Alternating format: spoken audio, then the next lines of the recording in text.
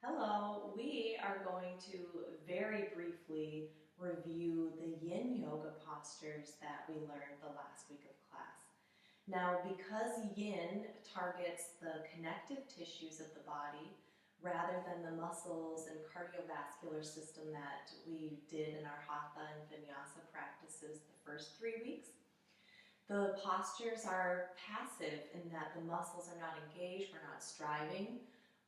We're yielding into gravity and allowing gravity and the limitations and structure of the body to support us. So I will not be holding the posture in the video for the full time, but I'll tell you when to pause. But I'm just going to run through the postures and the sequence that we did so that you can pause it and find what's comfortable for you, and then you'll set a timer for at least 3 minutes to make a posture a Yin posture.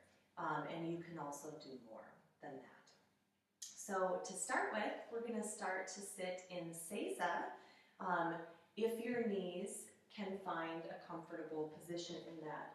So full expression would be to sit back on the heels, feet together, toes can be touching or separated. If that's bothersome for the knees, just finding padding with a blanket. Maybe there's a block under the hips. Maybe there's a bolster or a cushion of some sort between the legs. Maybe there's also a block to really lift up and alleviate pressure on the knees. Or you can stack blankets. So this will be the starting position. It might be nice to connect the thumb and index fingers together. Gyan Mudra, just connecting a circle of energy in the body. Quieting your breath, quieting your mind.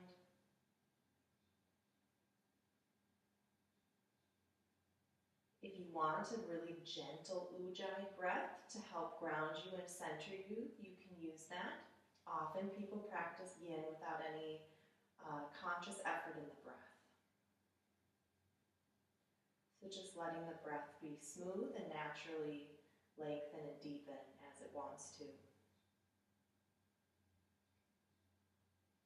Hold for as many minutes as feels right to you.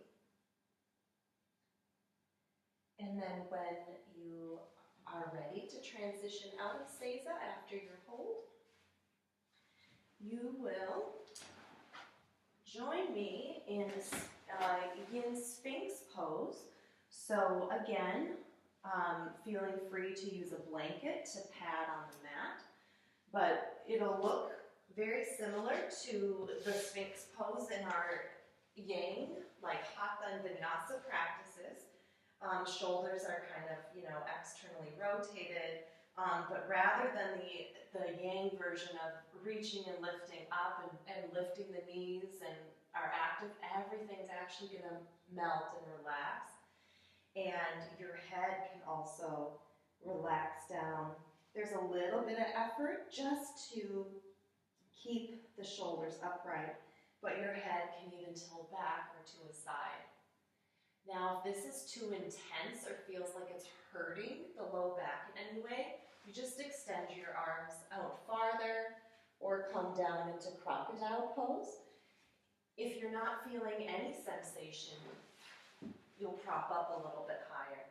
And again, this is really passive. There's no effort to push the body deeper. Just melting into gravity. Set your timer for 3 to 5 minutes. And what we're looking for is some sensation in the middle back or upper back. So some activation of the kidneys actually, some gentle compression that should feel good. And when you're done with your minutes, you're just going to come back down to crocodile pose. You can rest here. Take a few minutes to transition. For some of us, we can release our low back a little bit better if we draw one knee alongside the body and then kind of turn a little bit towards that knee.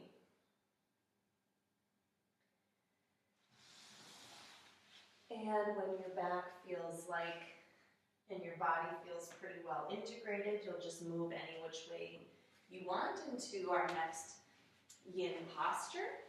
We're going to do a yin bridge. So we can start by being on our backs, and we'll take a block in our hands, and we'll just lift up into a bridge pose, and we'll find the block on the sacrum, so that kind of flat part of the pelvis. Now it can be the lowest way or a little bit of a higher level. You're just going to find a spot that it feels supportive and good. Now you can stay here, and if you're feeling some tugging in the tissues of the front line of the body, this might be activating the yin lines for you. If you want to go a little deeper, you can extend one or both legs out onto a bolster. So we're going to open up the stomach and spleen meridian lines in this posture. Going to hold it again for a minimum of 3 minutes or up to 5 if it feels comfortable.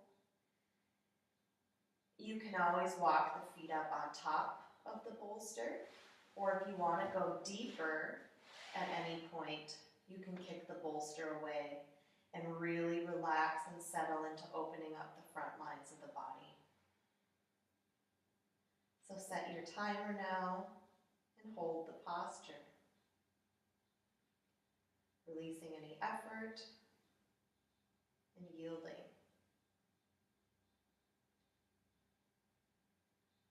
When your 5 minutes or 3 minutes are complete, you're going to protect your back by planting your feet and gently letting the spine come down. Might feel nice to rock a little bit side to side. Might feel nice to stretch. Or bring the knees into the chest. Lengthen them away and in. And then from here, we're going to move to the next posture when the body feels ready. And so we'll move into banana pose or bananasana. You may or may not want a bolster on the left side of the body.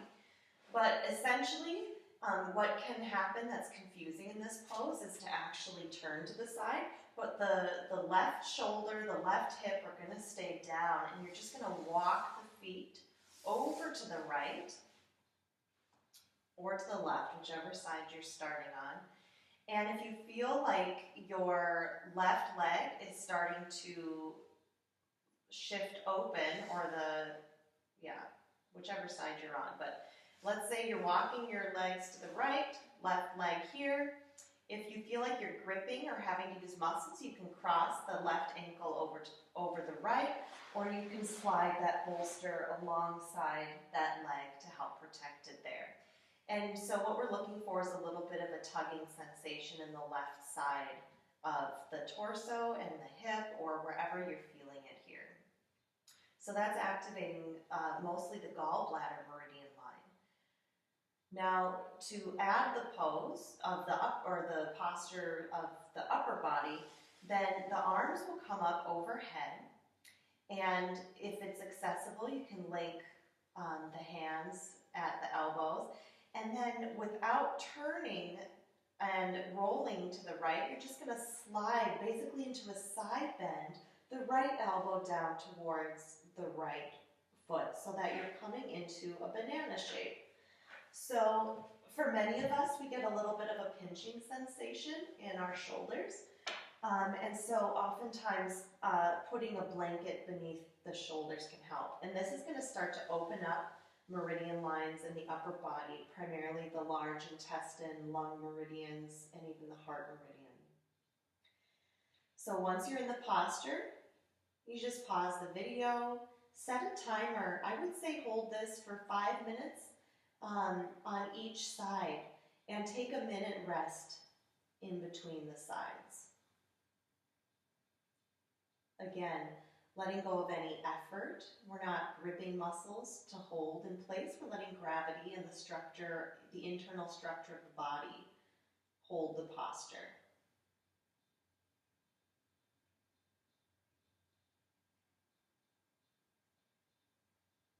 And when your 5 minutes or 3 to 5 minutes are complete on both sides, just going to find a counter pose, whether it's pentacle, relaxing out like a very wide shavasana, or maybe you want something more active. Whatever it is. And then we're going to actually come back up. We're going to take a child's pose. So this can be a bit more yin-like by not using many props and really resting into the joints and the weight of gravity. Or you can make this a bit more restorative by having a blanket under your forehead and having a bolster between the knees, letting the shoulders just relax. And you want to be here for 2 to 3 to 4 minutes or longer if it feels good. So just setting your timer here and breathing and relaxing.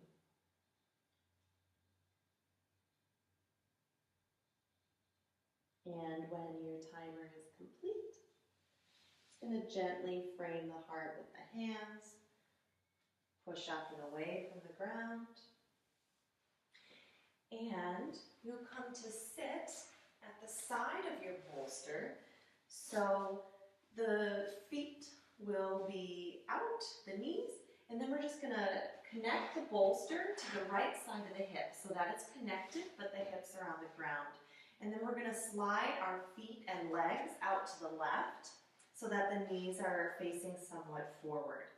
Then there's going to be a little bit of effort here as we inhale to lengthen, and then exhale, folding down onto the bolster. The head will face forward to begin with. Now for some, this is pretty deep into yin if you're feeling a lot of sensations of the body holding you in place.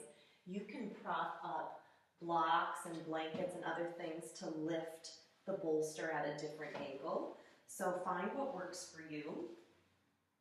It might feel good even to bring that top leg back a little bit, and you're going to start to open up a bit more of the lower body meridian lines here. So again, in the upper body, we're in the lung and large intestine meridians, and in the lower body, often for many bodies, this activates the liver meridian as well as sometimes the gallbladder. So breathing here, if it feels okay, you can turn your head back so that you get a bit of a twist up into the cervical spine or the neck. Now, you're going to pause and set a timer for a minimum of 5 minutes. I think in this posture should be good unless you feel pain or numbness. Then listen to your body and exit the posture. And after your 5 minutes, when you're ready to come out, if your head has been turned back like this, you're going to turn your head first and take a few breaths, relaxing and yielding here to let the neck and the blood circulation even out and find itself before you press your hands into the ground by your heart, and just trail up. The head can come up last. You can take any counter pose in between and after your last pose, because you're just going to switch to the other side and do the same thing. And then when you're ready and you finish the other side, just come down into a shavasana. And because shavasana is essentially a yin practice in and of itself, we've done a lot of yin, so you can get away with a little bit of a shorter shavasana after a yin practice if you're pressed for time or if the mind needs something more active. So I recommend a minimum of 3 minutes for the shavasana for a yin practice. But if it feels good and nourishing, you can stay much longer. Maybe even find guided meditations to listen to that might be much longer than even 10 minutes. So set your timer, and when you're ready to wake back up, you just wake up in any way you like. You can roll to either side. You might want to roll to your left side to activate more of the yang channels of the body's energy systems. And then you're just going to inhale up. And if it's comfortable, instead of the Sukhasana posture, you can find that Seiza in whatever way works. And then sit for as long as you like. You can work on breath work or find a meditation track, or just take some quiet moments to listen to the body and the breath. Thank you so much for journeying through these 4 weeks, and I look forward to continuing to practice with you. Namaste.